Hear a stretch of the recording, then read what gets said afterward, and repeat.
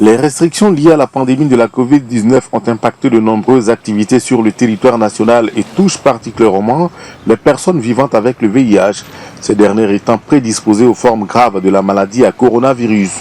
Pour trouver une solution à cette situation, le Programme national de lutte contre le sida, grâce à un financement du Fonds mondial, a conduit une enquête portant sur l'évaluation des effets de la crise sanitaire à Covid-19 sur l'offre et la demande des services VIH en Côte d'Ivoire. Ainsi, après la collecte des données à l'atelier de finalisation du rapport de l'étude, les agents du ministère ivoirien de la Santé, de l'Hygiène publique et de la couverture maladie universelle, les partenaires financiers et les ONG évoluant dans la lutte contre le VIH-Sida se sont retrouvés pour la restitution nationale des résultats de l'étude.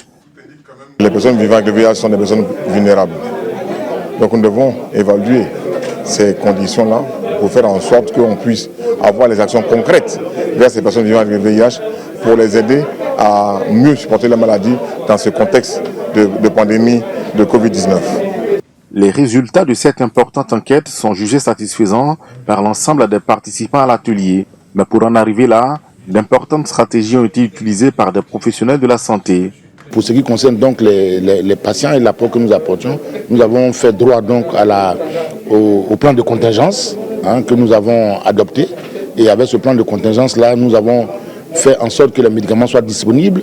Lorsque la NPSP avait certaines difficultés, nous mettions à contribution nos véhicules pour transporter donc les médicaments. Les ONG ont été également mises à contribution pour le paiement des frais de transport pour que les personnes vivant avec le VIH-Sida puissent venir réaliser leur charge virale.